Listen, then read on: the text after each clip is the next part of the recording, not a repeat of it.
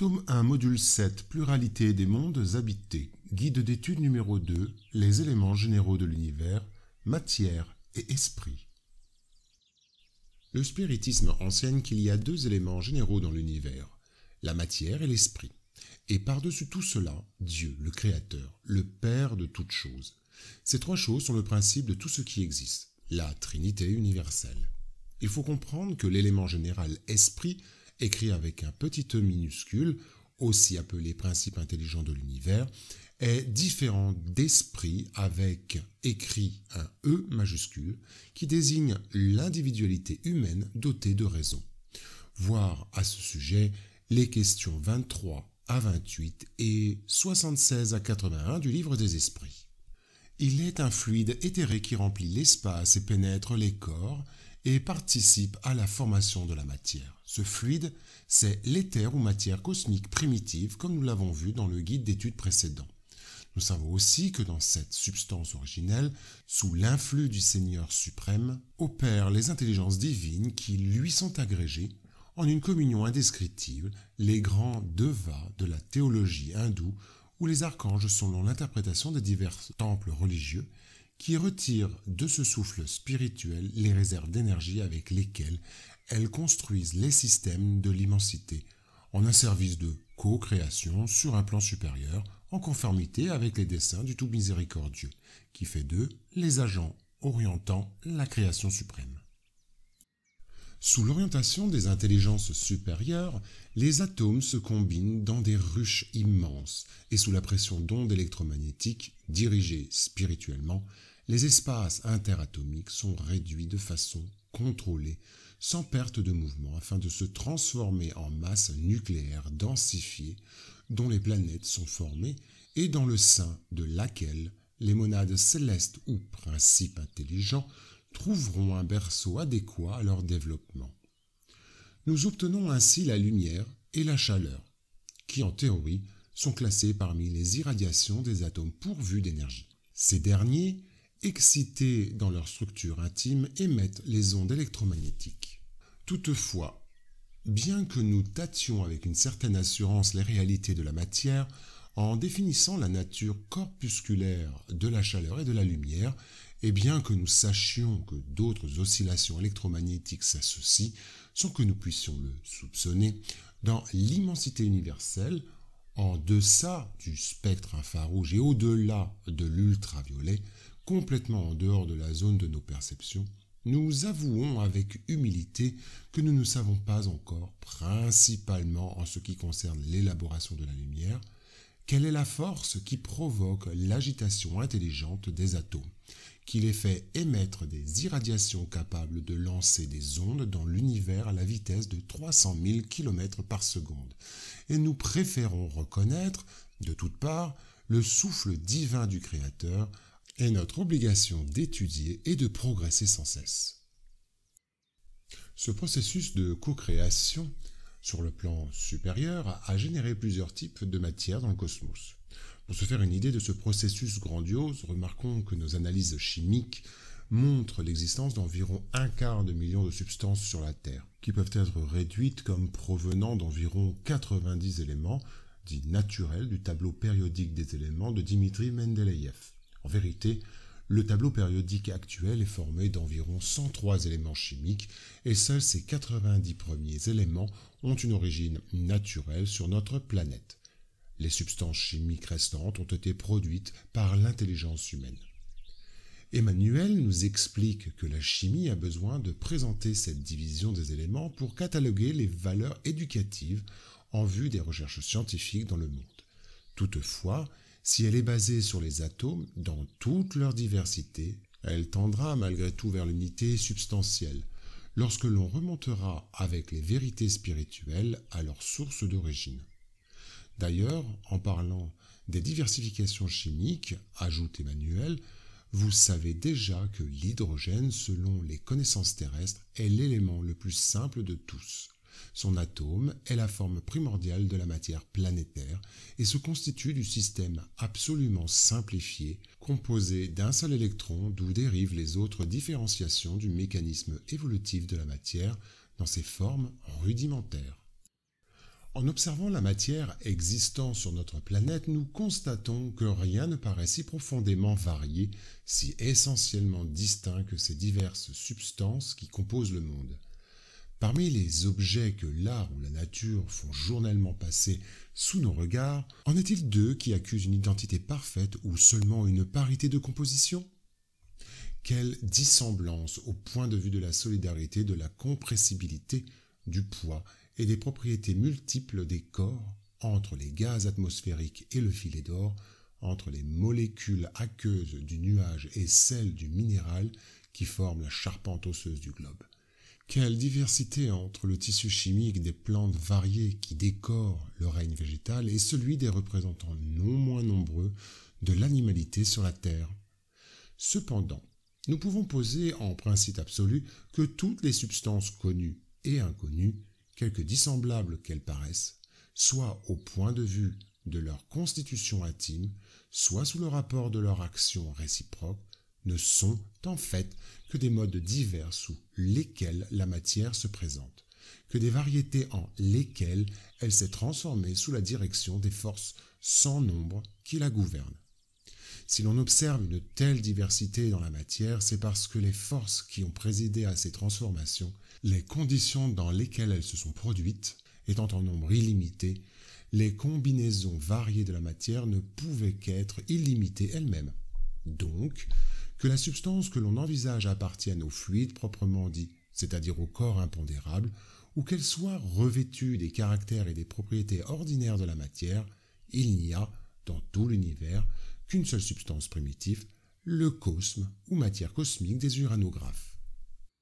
Abordons maintenant la formation du principe intelligent. Les esprits guides de la codification spirite affirment qu'il n'est pas facile d'analyser la nature intime de l'esprit, entendu ici comme le principe intelligent, avec notre langage, car ce principe, même sans représentation intelligible pour nous, signifie quelque chose pour les esprits possédant un savoir avancé. Il nous informe aussi que l'intelligence est un attribut essentiel de l'esprit, mais n'est pas le principe intelligent lui-même. Mais avec la limitation de nos connaissances, nous pouvons facilement confondre l'attribut avec la cause. Les esprits guides affirment que l'esprit ou principe intelligent est indépendant de la matière et qu'ils sont distincts l'un de l'autre. Cependant, ils nous informent qu'il faut l'union et de l'esprit et de la matière pour intelligenter la matière. En réfléchissant à ce sujet, on peut se demander quel est le vrai sens de l'expression « intelligenter la matière ». Comment une matière peut-elle être intelligentée ? En fait, le verbe intelligenter n'existe pas dans la langue française. On peut donc comprendre que les esprits guides ont créé un néologisme pour tenter de mieux expliquer ce point étymologiquement parlant, le verbe intelligenter. S'il existait en français, proviendrait du mot intelligence, du latin intelligentsia, qui a plusieurs sens. Citons-en quelques-uns. Intelligence est un substantif qui peut signifier faculté de comprendre, de connaître, d'apprendre, jugement, discernement, pénétration de l'esprit, ensemble de fonctions psychiques et psychophysiologiques qui contribuent à la connaissance ou à la compréhension des choses et de la signification des faits. En psychologie, c'est la capacité d'appréhender et d'organiser les données d'une situation, dans des circonstances où l'instinct, l'apprentissage et l'habitude ne servent à rien. Toujours en psychologie, c'est l'habilité à tirer parti des circonstances. Pour la métaphysique, c'est la substance spirituelle et abstraite considérée comme la source de toute intellectualité. Nous comprenons ainsi que le fait intelligenter la matière est lié en dernière analyse à la capacité ou à l'habilité du principe intelligent de connaître ou de comprendre la matière, et lorsqu'il est en contact avec cette dernière, il lui impose des ajustements et des organisations autant que nécessaire.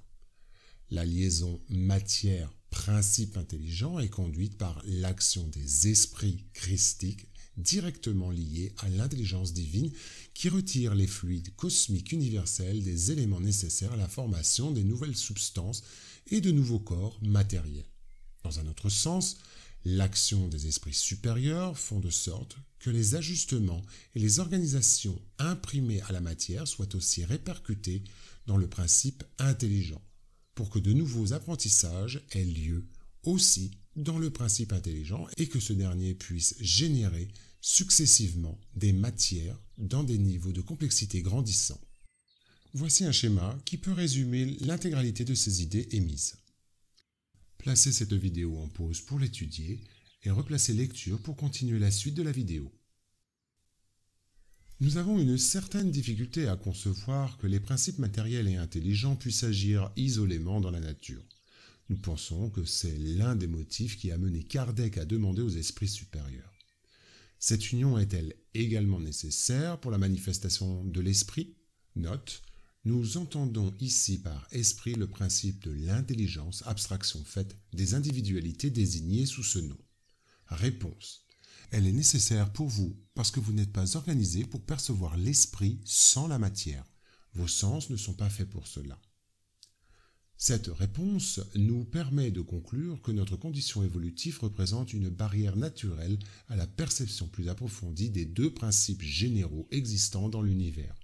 Il semble que la compréhension du sujet demande non seulement des conditions intellectuelles avancées, mais aussi une organisation physique particulière. En résumé, les enseignements de la révélation spirit indiquent qu'il y a deux éléments généraux de l'univers, la matière et l'esprit, et par-dessus tout cela, Dieu, le Créateur, le Père de toutes choses. Ces trois choses sont le principe de tout ce qui existe, la Trinité universelle. Mais à l'élément matériel, il faut ajouter le fluide universel qui joue le rôle d'intermédiaire entre l'esprit, qui est le principe intelligent, et la matière proprement dite, trop grossière pour que l'esprit puisse avoir une action sur elle. Quoique, à un certain point de vue, on puisse le ranger dans l'élément matériel, il se distingue par des propriétés spéciales. S'il était matière positivement, il n'y aurait pas de raison pour que l'esprit ne le fût pas aussi. Il est placé entre l'esprit et la matière. Il est fluide, comme la matière est matière, susceptible, par ses innombrables combinaisons avec celle-ci, et sous l'action de l'esprit, de produire l'infinie variété des choses dont vous ne connaissez qu'une faible partie. Ce fluide universel, primitif ou élémentaire, étant l'agent qu'emploie l'esprit, est le principe sans lequel la matière serait en état perpétuel de division et n'acquerrait jamais les propriétés que lui donne la pesanteur. Reconnaissons, avec le codificateur, que les mots matière et esprit donnent lieu, dans notre langage, à des erreurs d'interprétation. Kardec a d'ailleurs suggéré d'appeler les éléments généraux de l'univers de matière inerte et de matière intelligente. Mais les esprits supérieurs lui ont répondu. Les mots nous importent peu. C'est à vous de formuler votre langage de manière à vous entendre. Vos disputes viennent presque toujours de ce que vous ne vous entendez pas sur les mots, parce que votre langage est incomplet pour les choses qui ne frappent pas vos sens. Le codificateur du spiritisme constate admirablement. Un fait patent domine toutes les hypothèses. Nous voyons de la matière qui n'est pas intelligente, nous voyons un principe intelligent indépendant de la matière. L'origine et la connexion de ces deux choses nous sont inconnues. Qu'elles aient ou non une source commune, des points de contact nécessaires, que l'intelligence ait son existence propre ou qu'elle soit une propriété, un effet, qu'elle soit même, selon l'opinion de quelques-uns, une émanation de la divinité, c'est ce que nous ignorons. Elles nous apparaissent distinctes. C'est pourquoi nous les admettons comme formant deux principes constituants de l'univers. Nous voyons au-dessus de tout cela une intelligence qui domine toutes les autres, qui les gouverne toutes, qui s'en distingue par des attributs essentiels. C'est cette intelligence suprême que l'on appelle Dieu.